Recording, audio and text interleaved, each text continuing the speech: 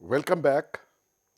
In today's lecture, we will discuss further applications of Bernoulli equations and some wrong applications of Bernoulli equations.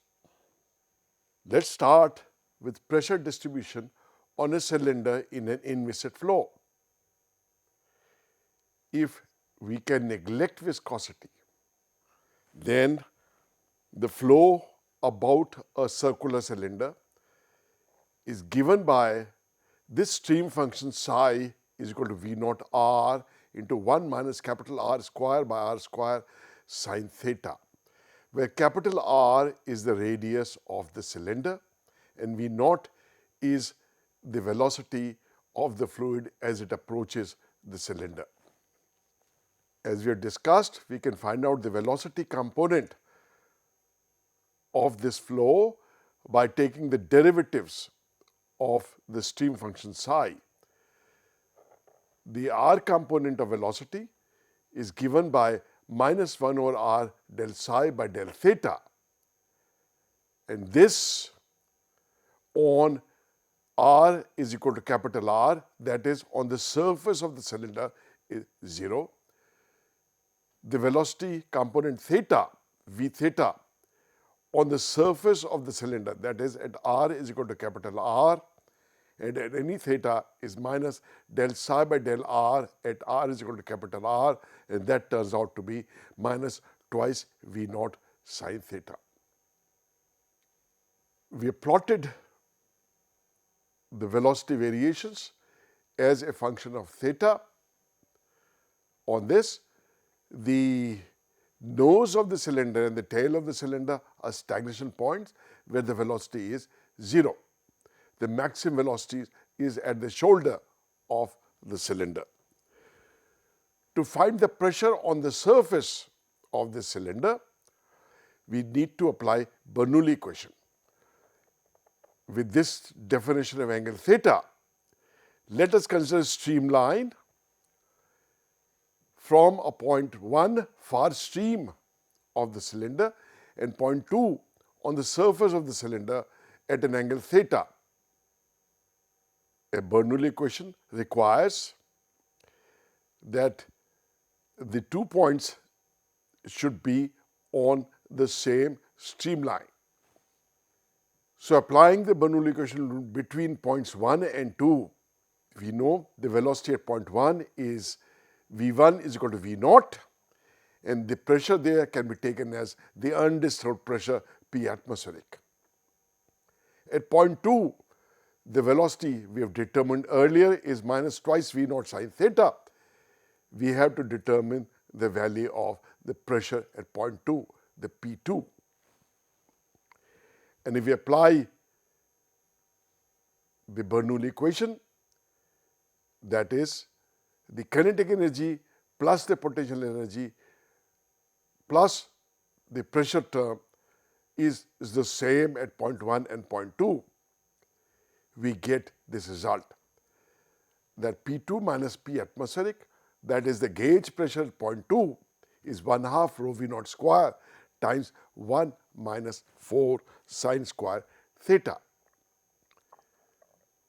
We define a pressure coefficient Cp as this gauge pressure divided by 1/2 rho V naught square, and this comes out to 1 minus 4 sine square theta. And if we plot this, we get this value.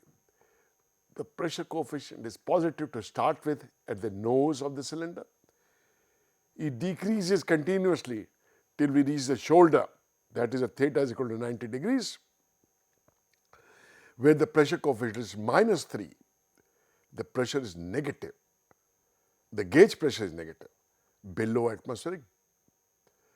The pressure rises back again to 1 at the tail of the cylinder, and this is for the top half, and the same pattern repeats in the bottom half of the cylinder. If we plot the pressure distribution in a polar plot, this is the pressure distribution that we get. This area is the negative gauge pressure And this region here and here are the positive gauge pressure region. Clearly, the pressure pattern is symmetrical, fore and aft and top and bottom. So, there is no net force on this cylinder, no drag. We will later on study a theorem which states that in irrotational flows, the drag force on any two-dimensional body is zero. This is the actual flow behind the cylinder. We've assumed that the flow on a cylinder is irrotational, and when the flow is irrotational, the flow does not separate from the body. But in any actual flow, there is separation. And if the Reynolds number is the order 10 to the power 4 or less, then the separation takes place very early. And this pressure distribution that we obtain is like this. A Reynolds number is equal to 1.1 into 10 to the power 4, about 11,000. You notice that the pressure in the front of the cylinder, both these areas are the front of the cylinder, are very close to the irrotational flow distribution, inviscid flow distribution. But the flow separates in this region, and that is reflected here. You notice that in the irrotational flow, the flow starts at high pressure, goes down at 90 degrees, it is at the lowest point and then recovers as it travels backward. At the back of this, the pressure is the same as in the front. But in actual flow, the pressure does not recover. The pressure remains in the negative region. The pressure distribution is now something like this. There is a positive pressure at the nose, but there is negative pressure at the back. And this results in rather large drag on the cylinder. The picture is quite different. The Reynolds number is increased.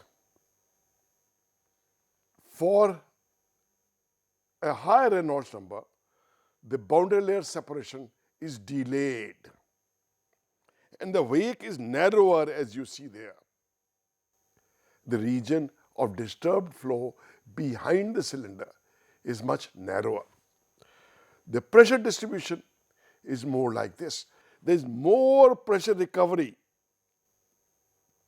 at the back, though still it has not recovered to the level at the nose, but there is much better pressure recovery. This is at Reynolds number is equal to 6.7 into 10 to the power 5, about 670,000. We will later learn that this is where the boundary layer on the cylinder has become turbulent. Turbulent boundary layer is more energetic, so it travels till further down the cylinder before it separates. And so the pressure profile is more closer to the irrotational flow pressure profile for most of the region except near the very tail.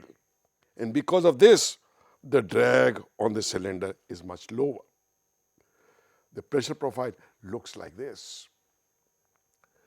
The pressure is still negative at the tail, but the magnitude is much less than what it was when there was laminar separation at Reynolds number of 110,000. There is still drag, but the drag is much lower. This graph shows the variation of the drag coefficient, which is defined as the drag force divided by 1/2 rho V naught square times the frontal area of the cylinder.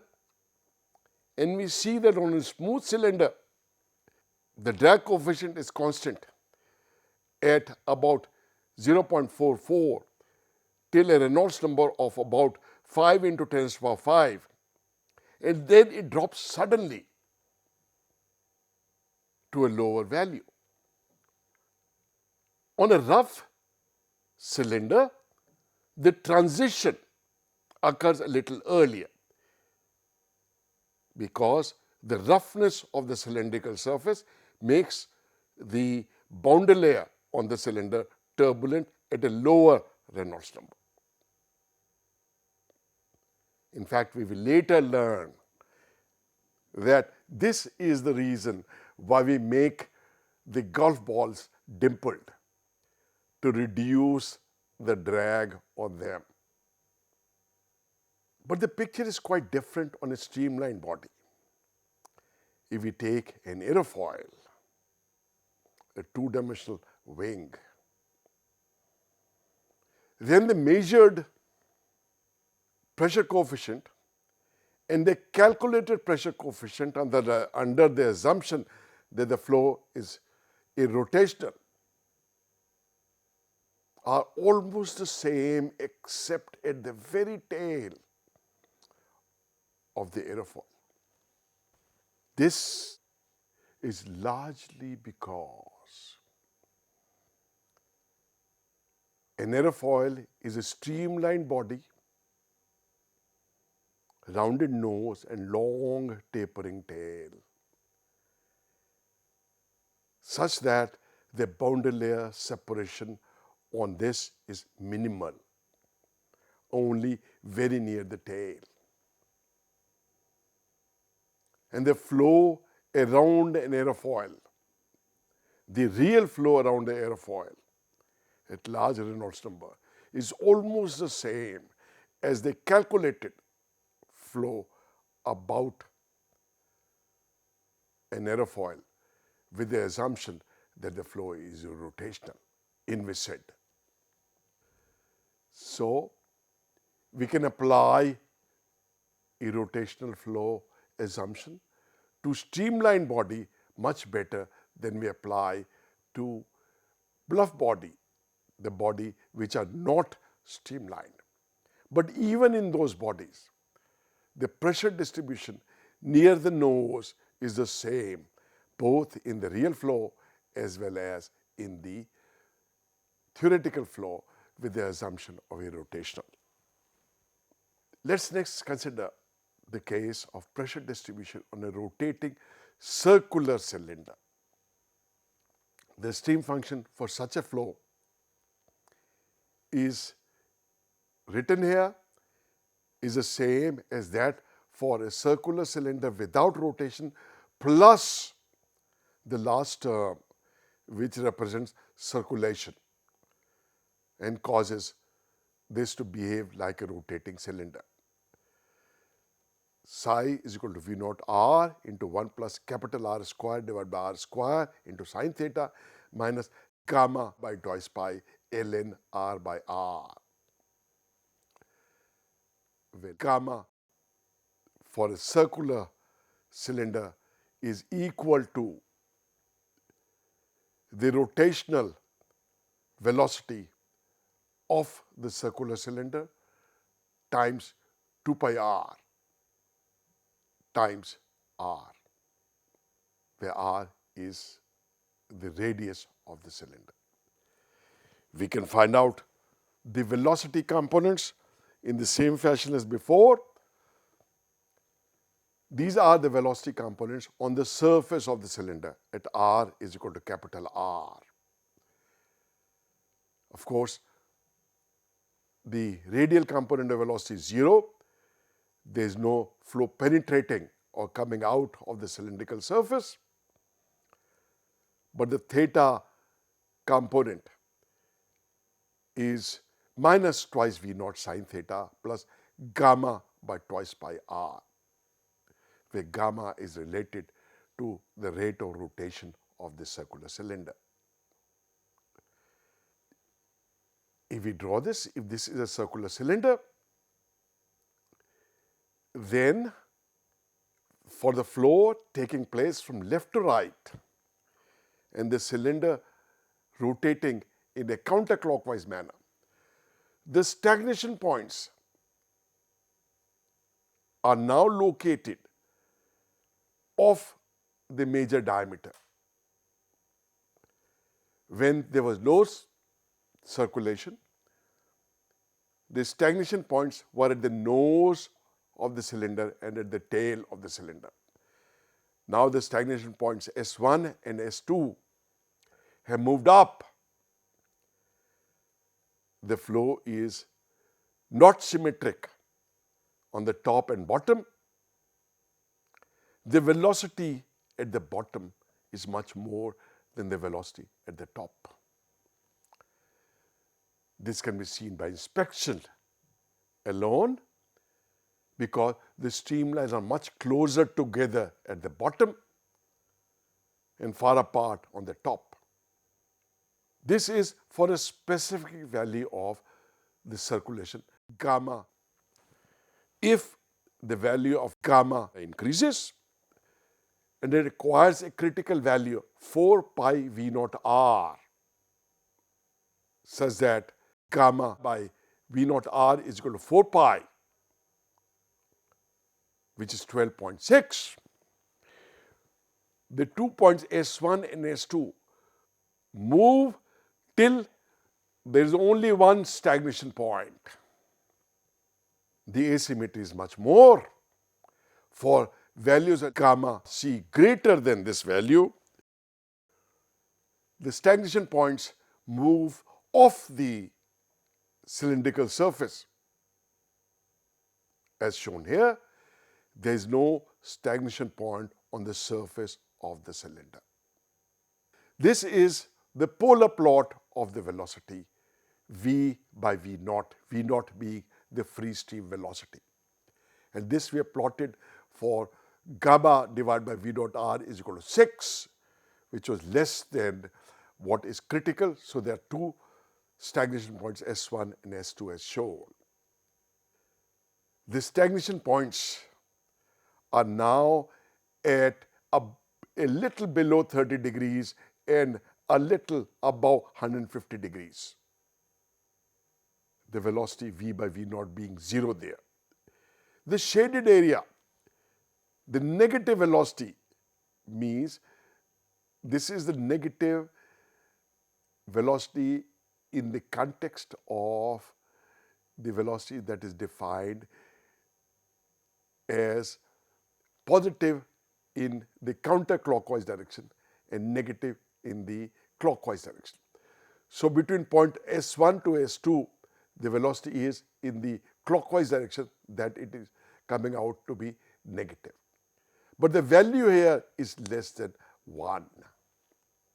The pressure is again obtained by applying the Bernoulli equation between point 1 and point 2 on the same streamline. And as before, we can obtain the pressure coefficient as P2 minus P atmospheric divided by 1/2 rho V naught square, and that comes out to 1 minus 4 sine square theta plus twice gamma sine theta divided by pi V naught r minus gamma divided by twice pi V naught r whole square. This pressure coefficient is plotted in this polar diagram. The two gray lobes here represent positive pressure, and this big white lobe at the bottom represents the negative pressure. And because of this, Now there is a component of force acting on the cylinder downwards. We call it lift because it is perpendicular to the direction of flow. The undisturbed flow is from left to right horizontally. This force is perpendicular to it, so it is termed lift. How do you evaluate the force?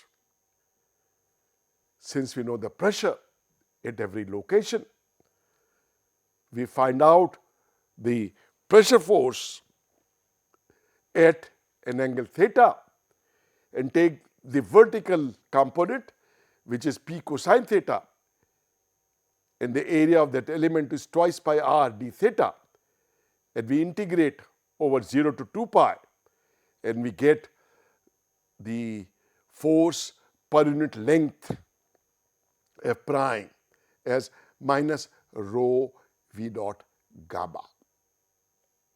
This is the famous Magnus rule. We'll talk about this further. Comparison with the actual flow. Here we have shown a case where the circulation is more than the critical circulation, and you see the flow picture. In the actual flow, which is on the right, is very similar to the flow picture of the irrotational flow calculated, assuming the flow has no viscosity. This Magnus force on a rotating cylinder has found application in what are known as Flettner rotor ships. A ship called E Ship 1 was equipped with 9 marine diesel engines with a total output of 3.4 megawatt. The ship's exhaust gases from the boiler are connected to a Siemens steam turbine, which in turn drives 4 Enacron developed Flettner rotors, these 4 vertical rotors. And as these 4 vertical rotates and the ship moves forward, this results in additional thrust in the forward direction. These rotors are 27 meters tall and 4 meters in diameter. But this Magnus effect, that is a force produced on a rotating cylinder or a sphere, that is normal to the direction of motion, finds wide application in sports. In sports using balls, if the balls travel straight, it does not deviate from its path. It is very easy to predict its motion. But if a ball deviates from its path, then the opponent cannot guess the trajectory the ball will follow, and that will result in making errors. That's why we rotate a ball. A tennis ball is rotated by giving it a spin, a top spin in this case. This is almost like a rotating sphere in a flow, and this results in a force normal to the direction of motion of the ball. The ball is moving towards the right, and so this ball is going to deviate. It will not follow a straight trajectory. To explain this further, let's consider a tennis ball traveling towards the right. After it is hit, as shown in the diagram on the left, there is a drag which is opposing the forward motion of the ball. There is a lift because of the top spin as shown, and the net aerodynamic force is the green arrow shown here. When the ball is coming down on the other side of the net, the picture is like that shown on the right. The drag force opposing the motion, the lift force acting downwards but inclined towards the left, and the net aerodynamic force is almost horizontal. This is combined with the gravity force in each case so that the total force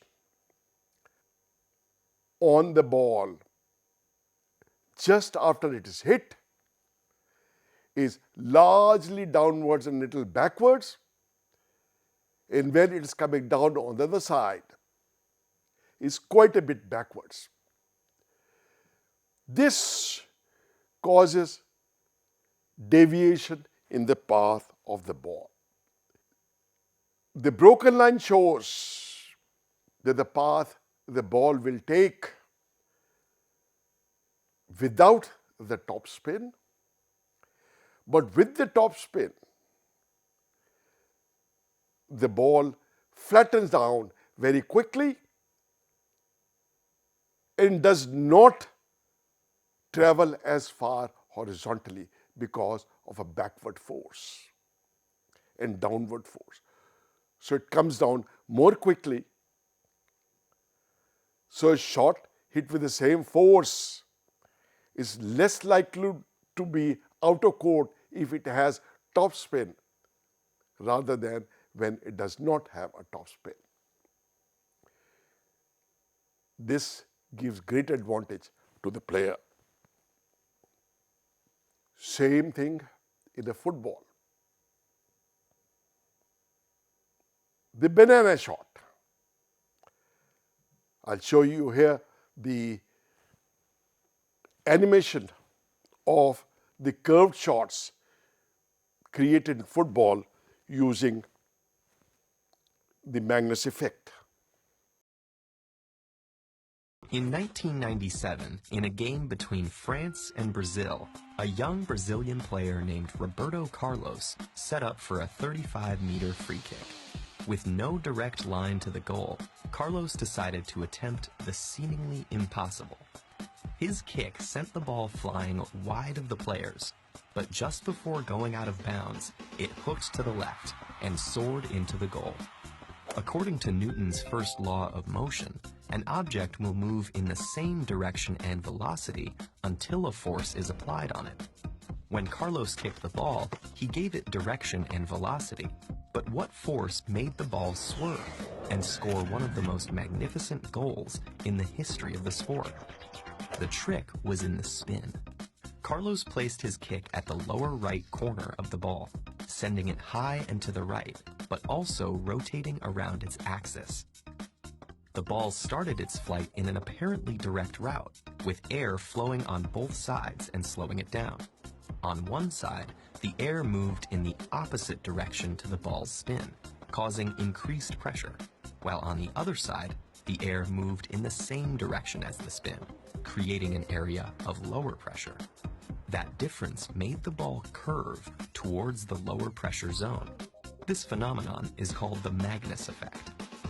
This type of kick, often referred to as a banana kick, is attempted regularly, and it is one of the elements that makes the beautiful game beautiful. But curving the ball with the precision needed to both bend around the wall and back into the goal is difficult. Too high and it soars over the goal. Too low and it hits the ground before curving. Too wide and it never reaches the goal. Not wide enough and the defenders intercept it. Too slow and it hooks too early, or not at all. Too fast and it hooks too late. The same physics make it possible to score another apparently impossible goal, an unassisted corner kick. Let's do another application of Bernoulli equation, and this time to an open channel flow. This picture shows a channel in which a liquid is flowing there is an obstruction in the channel, and in this obstruction a cutout has been made of width B. The liquid flows out of that cutout such that it is till a height h above the crest of the cutout. We'll calculate the flow rate based on the value h and b. This is a typical picture of streamlines in such a flow. It would be quite complicated if we analyze like this, so we make a model. Let us assume that there is no drawdown and the liquid is coming out as a jet which is horizontal. Let us consider a streamline within this flow point 1 to 2. We assume that the width of the channel and height in the main channel is much larger than the height in the flow over the obstruction. So the velocity at point 1 can be considered to be much lower than the velocity at point 2. V1 is approximately 0.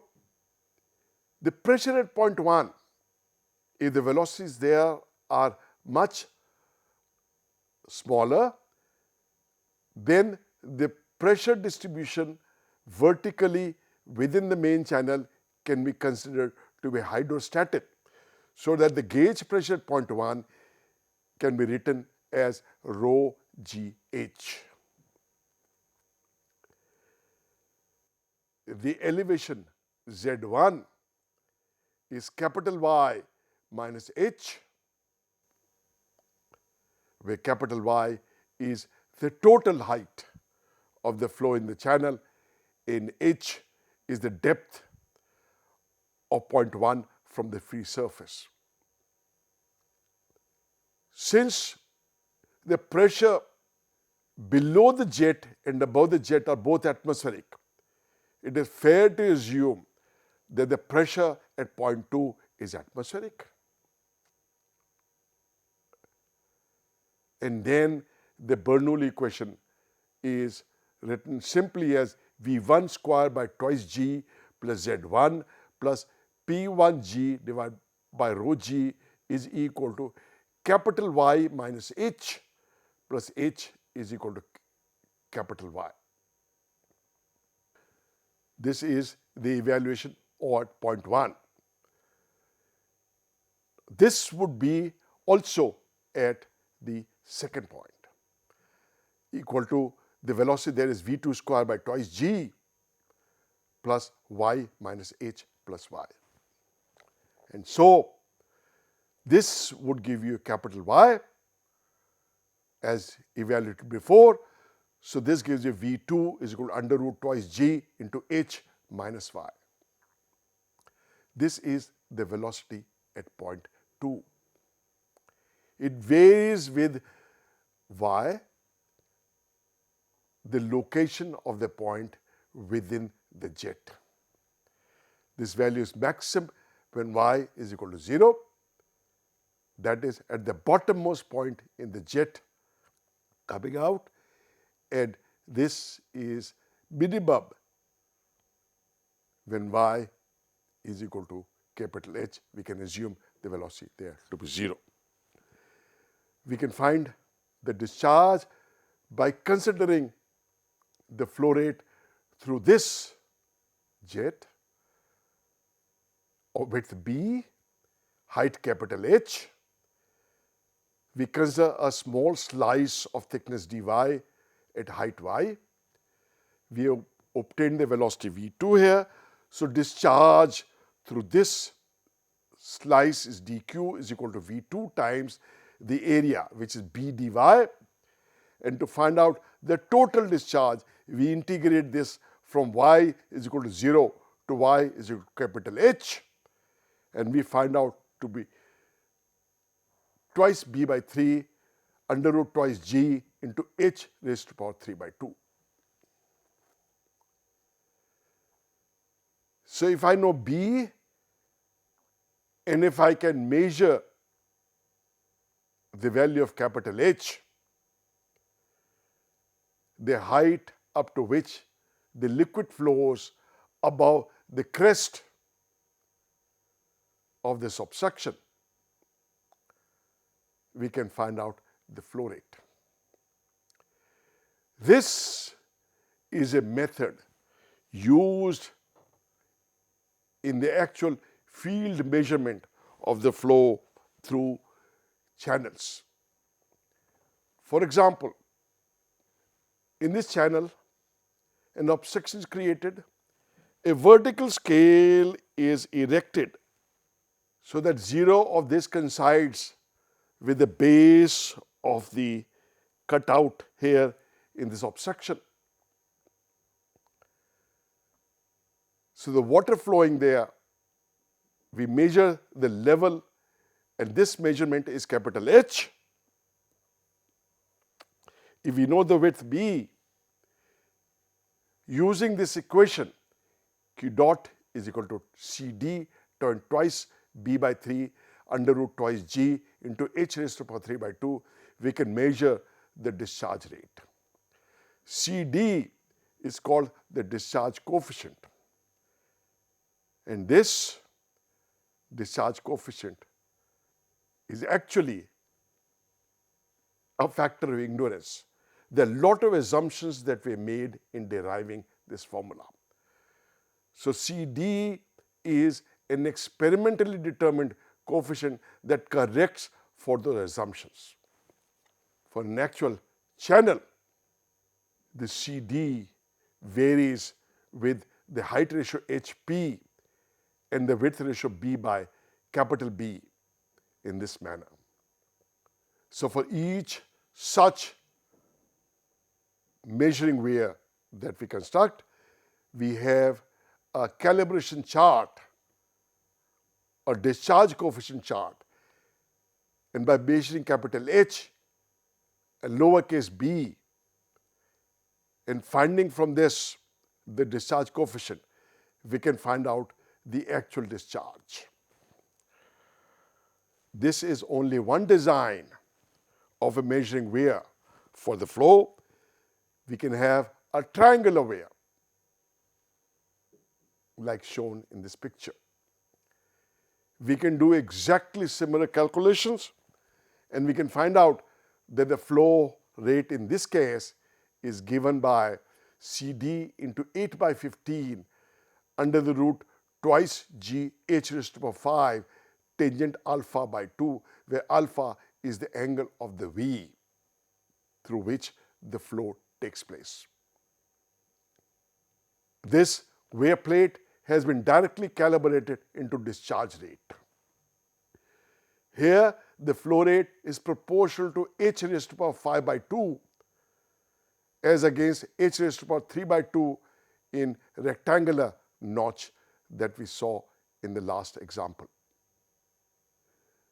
These are the typical discharge coefficients for a 90 degrees notch. We reiterate that the Bernoulli equation is v square by 2 plus gz plus p by rho is constant along a streamline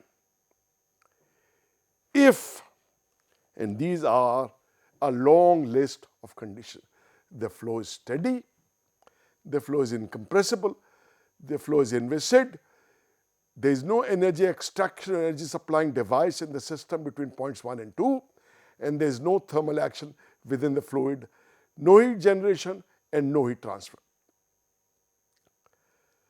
The last two conditions are easy to see, and usually no mistakes are made in this. The flow is inviscid. This is the condition because of which many errors creep in.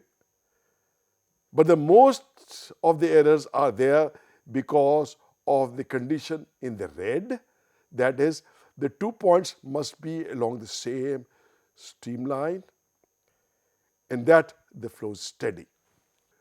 Professor Julius Miller is a famous educationist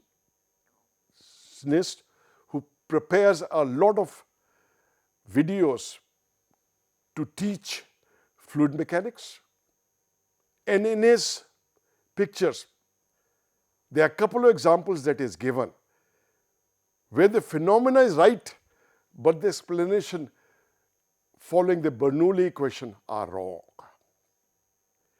The two examples are shown here. One is the atomizer and the other is the chimney. An atomizer is a tube that resides in a vessel, and here is some liquid, and here is a tube across here, and here is a bulb, and you squeeze the bulb, air rushes across, there is a reduction in pressure, the atmosphere pushes the liquid up, and then the liquid is caught in the airstream and comes out there. I have often thought that the reason that's called an atomizer is because little atoms of the liquid come out there.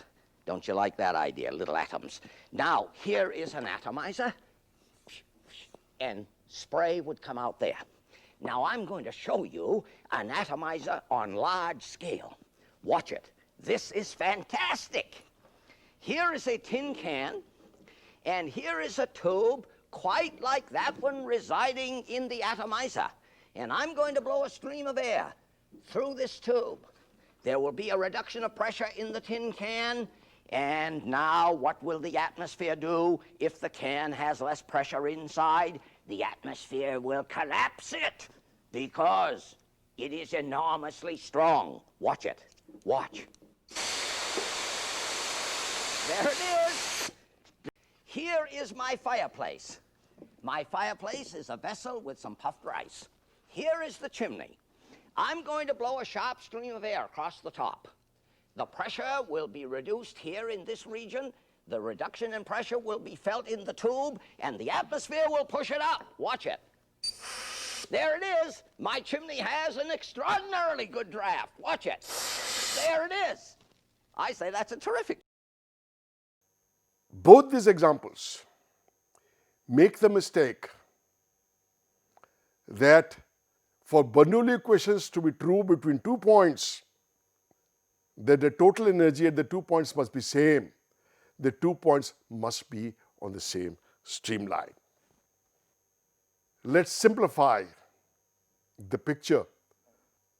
We have a flow in an atomizer taking place like this. Professor Miller says the pressure just above the vertical limb is much less than the atmospheric pressure because of the larger velocity there. But where are the 2 points in which we are applying? If we say this is point 2 and this is point 1, yes, the pressure at point 2 is less, but less than 1. But what is the pressure at 1? It is not atmospheric. So we cannot say the pressure at 2 is less than the atmospheric pressure. And clearly, this cannot be the explanation why the liquid rises up the tube. The Bernoulli would not explain. There is another example that is given for Bernoulli equation. They take a slip of paper and put it against your lips like this and blow air. And as you blow air, you would see the slip of paper would rise and become horizontal. This is the jet of air that comes out and the paper becomes horizontal.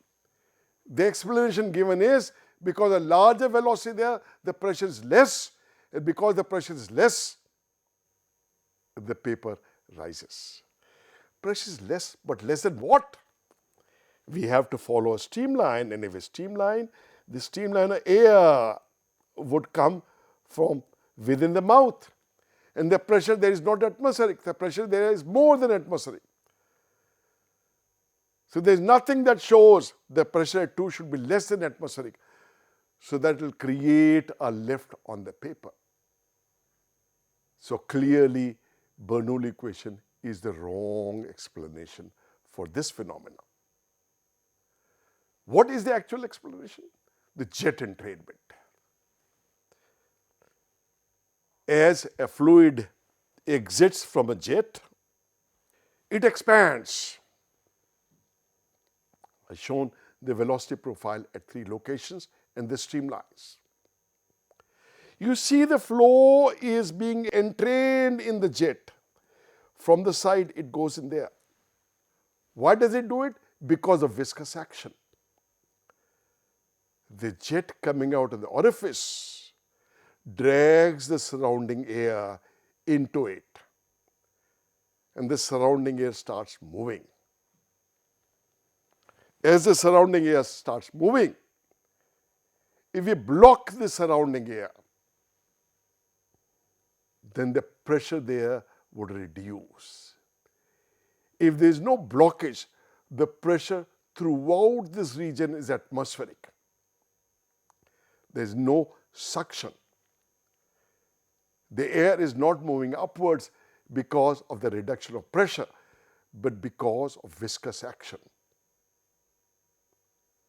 The blockage does not let this air move in from below, and so there is a reduction in pressure because of blockage and the viscous action combined together. So these are viscosity driven flows. A Bernoulli equation would not really apply. Another example, consider a projectile moving to the left